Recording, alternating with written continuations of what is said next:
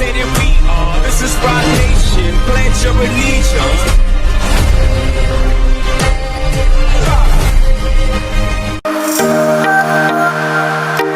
So first domain is gross motor. So gross motor first, the child can jump and turn. Ask the child to jump while making a half turn. So teacher Rita will make a demonstration so that the children will follow.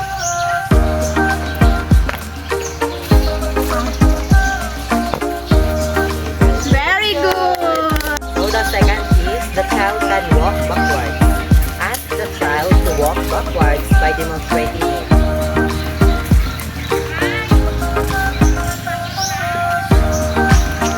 Yay! So the third is the child can jump up. Ask the child to jump in and forward direction. Yay! Very good! So the fourth is the child can run without tripping or falling. Material ball procedure encourage the child to run by rolling a ball across the floor.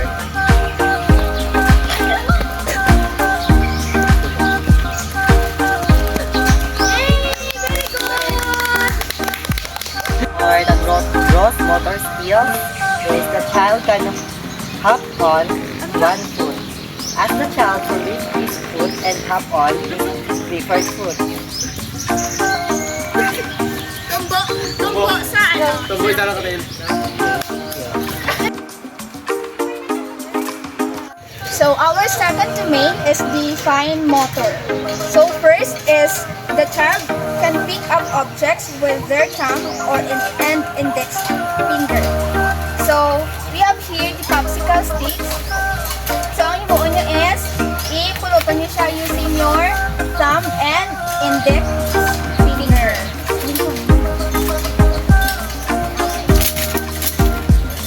So pick the popsicle stick.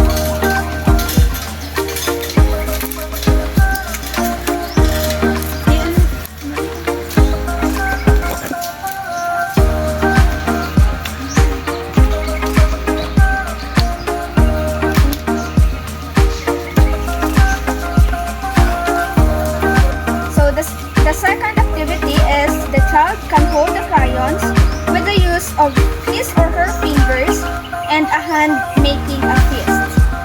So, if kaon yan ni ang crayons and mag-hold ka mo, like ano yan, mag-hold. Ha? Tapos mag-draw ka mo sa paper. Go. Bakal sa crayon. Any color? Any color. Ako na mag-draw. Sulat ka mo. Mas ka na lang. Pwede man name nyo.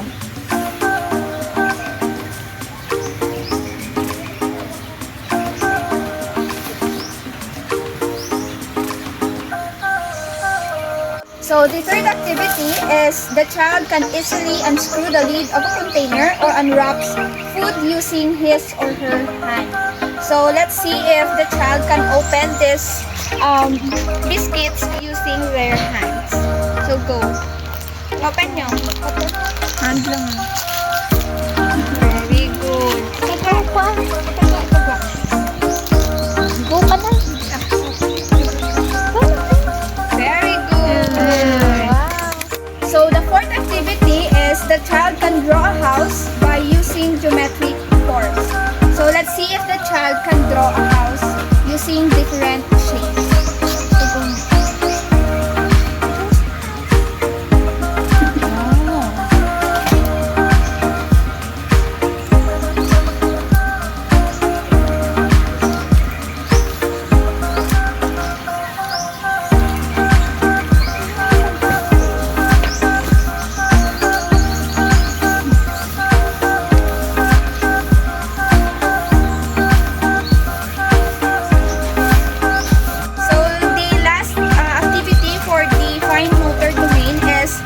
The child can be able to draw a circle purposefully. So let's see if the child can draw a circle.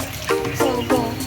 Sa crayons, then you can draw a circle. Draw lang sa circle.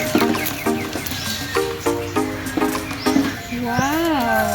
Wow!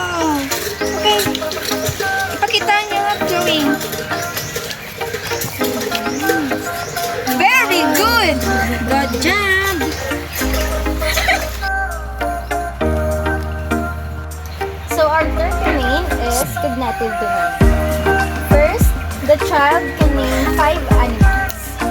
So we have here five printed prints of animals, and we will let the child identify the name of animals that the interviewee shows.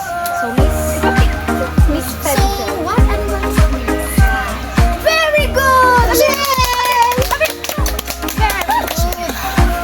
So, Are. Parang. Very Good! Very good. Yare. Para, ano?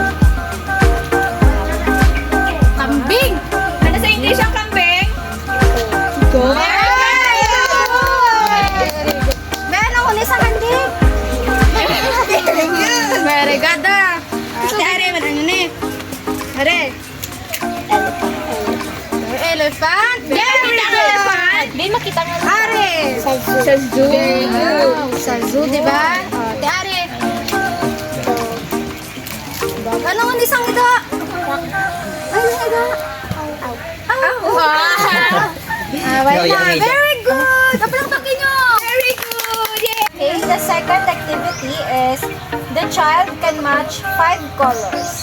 So we have here colored popsicles, and what the child will do is to connect the same colors of popsicle into this Table. So go na. Sigdaw, siya, diba? Wow! I like it. Wow! Very good! As we can see, the child can connect the same colors of popsicles. Okay, the third activity is the child can match objects. So we have here different objects, just like a cup, a spoon, fork. So what the child will do is to match the object into the same object. So go.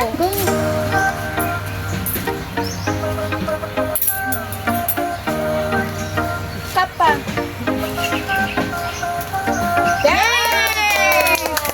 Very good. Okay, so the fourth activity is the child can arrange objects according to size from smallest to biggest. So we have here different shapes, which is the heart and the triangle with different sizes. So what the child will do is to arrange these shapes from the Smallest. from the big. So first ikaw na. So i-arrange mo from big to small. Nako, sa pinakabahay. Ilagay mo konti ng big sa pinakabahay. Parang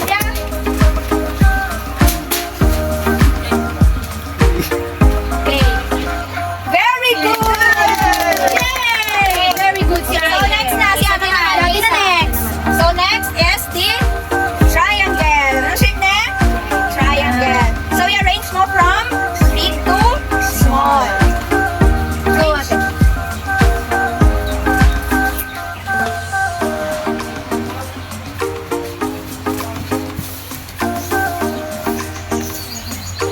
Yay! Very good! Okay, the last activity is the child can name 7 colors. So we have here ay crayons, and what we will do is to make the child identify this different color. So identify nyo na kung ano siya nga color. So what color is this? Green. Very good. So are blue. Wow. And this? Black. Wow. Eto? Yellow. This one? Red. Good. Are? Orange. Are? And the last one? Huh? Violet. Kapag naman si Kuya, si Kuya. Last domain is self-help domain. The first, the child can hold a cup for drinking. So in this video, you can see that the child can hold the cup and drink the water. Okay, let's drink na mga langga.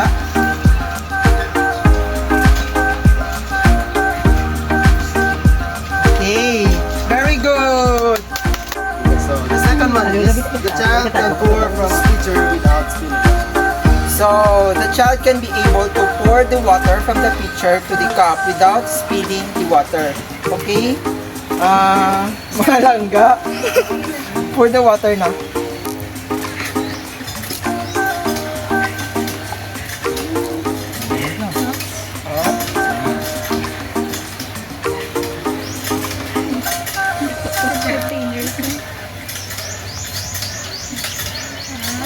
Okay, very good! Third one is the child can remove the shirt. So as you can see, the child can remove the shirt by themselves. Okay, remove na mga langga. Okay, very good! Fourth one is the child can wash and dry hands without any help. So as you can see, we have the water. So the child can able to wash their hands by themselves. Okay, wash na.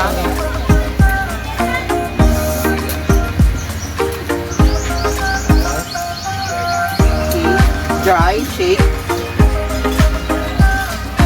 Very good! The last one is the child can feed his herself basic needs. So as you can see, we have the food.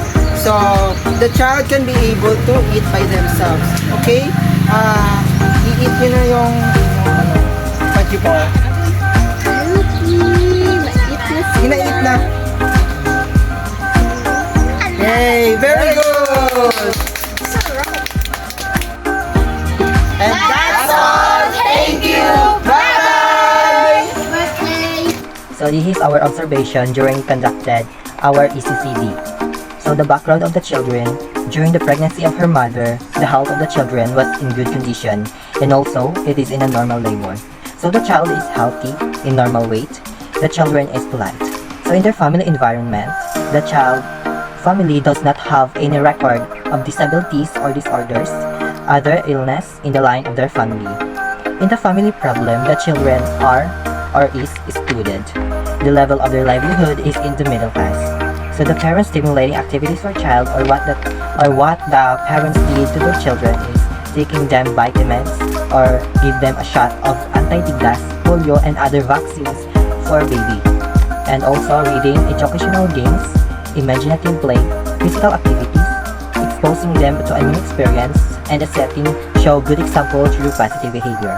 And also in their home environment, the facilities is clean, concrete, and the family has a good interaction, and there is nothing things can harm the child development. So from the start of our observation, the children performed well the four domains, which are gross motor skills, fine motor skills, self-help domain, and cognitive domain. And with this, the result of our observation in every domain is that shows that the children does not have any difficulties and disabilities. So overall, the child development is typical.